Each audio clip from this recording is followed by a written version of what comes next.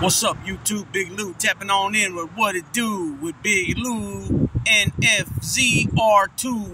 No Fly Zone Ricans 2, baby. Anyhow, this is the reaction to the Saturday night, August 20th, UFC 278. The 3 fights that I predicted, that I talked about on my last video regarding the UFC 278 was Jose Aldo fight. I can't think of the guy's name he fought. I can't even pronounce it. But I picked Jose Aldo to win because of him being a legend and one of the greatest UFC fighters of all time out of Brazil.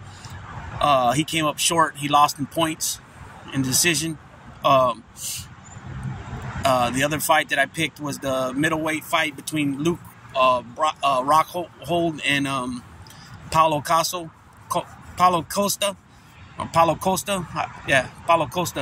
And I picked Paulo Costa to win because Luke Rockhold only had fought like 4 times in 6 years or something like that.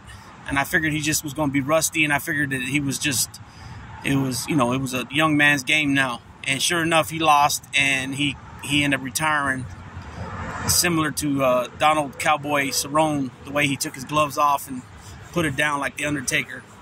He kind of did something like that. From my understanding, Paulo Costa was like thinking that he was going to quit during the fight, and he gave him a lot of props for sticking in there and fighting it through. And then, of course, the main event was the champ Kamaru Usman out of Texas, originally from Nigeria, aka the Nigerian Nightmare, going up against Leon Edwards, aka Rocky, out of England, Great Britain, by way of Jamaica. And these guys have fought already once before in 2015, which was 7 years ago.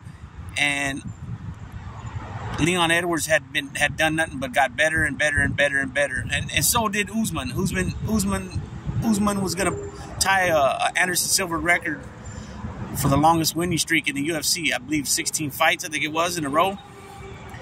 But he came up short. He lost the first round from everything I gathered, because I didn't get to watch it, but everything I gathered, he lost the first round. Second round, third round, fourth round, he made adjustments to pretty much, he had the fight sealed. The deal was sealed, but he got caught with a bending down. He got caught with a kick right across, like something like this.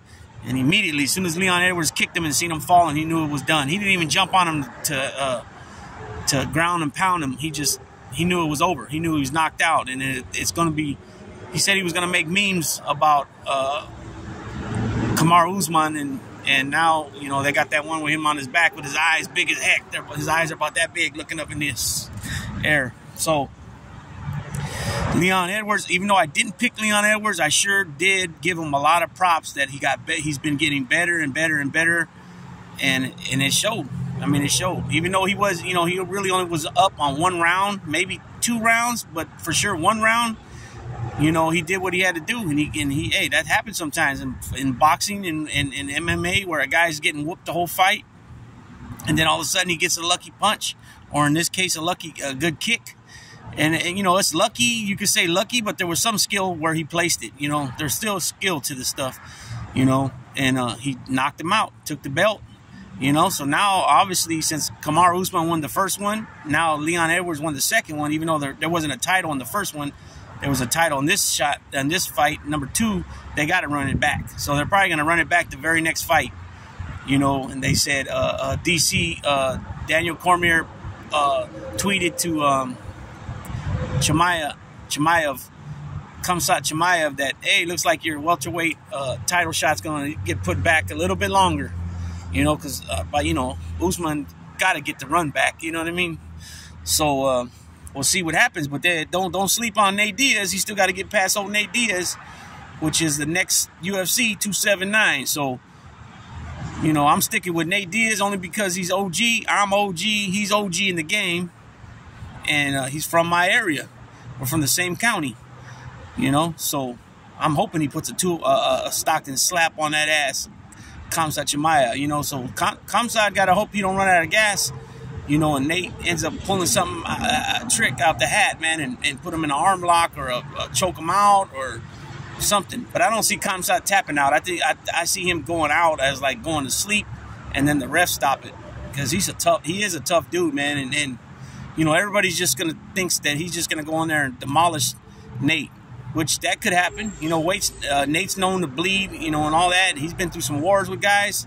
He's not gonna quit, you know. So the only way that he's gonna lose is if Kamzat knocks him out, pretty much, or the ref jumps in because he's taking too much damage and he can't, you know, he can't get him off him, or he's not protecting himself, he's not throwing back, you know, or a bad cut, you know, and the refs have him take it to the side, and the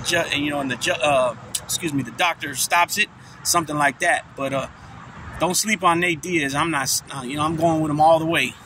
You know, I like sometimes the underdogs. You know what I'm saying? So with that being said, that's my reaction to Saturday night's UFC fights. I'll be dropping a reaction to the boxing bouts from Saturday night shortly. That being said, Big Lou tapping on out with What It Do with Big Lou, NFZR2, No Fly Zone Ricans 2. Be sure to catch the No Fly Zone Ricans today at 4:45 p.m. Pacific time, 7:45 Eastern time. We got some guests coming on from a few different channels, and we're going to do it's going to be an informative video on the tragic death of Savage Studios, and what sometimes you talking recklessly on YouTube could even get you. And also, we're going to come together as Latinos, all Latinos out there that watch this video. Be sure to stop by the No Fly Zone Ricans today. Like I said, 4:45 p.m. Pacific time, 7:45 p.m. Eastern time. And come together, stand together, united against racism. There's a certain content creator out there going after Puerto Ricans, Cubans, Mexicans, pretty much all Latinos. It's just he just don't know all the rest because he's not that bright, you know. And we need to stand together against this stuff. We're all being stereotyped. We're all being, you know, put that stigma on us. You know, we need to come together. And you don't have to be Latino. You're against racism. We encourage you guys. You guys are all invited to come on over to the No Fly Zone and stand with us against this crap. And that goes for everybody in the United States. If you're overseas, across the pond, England, Ireland, Scotland, Australia, New Zealand, Denmark, wherever you might be.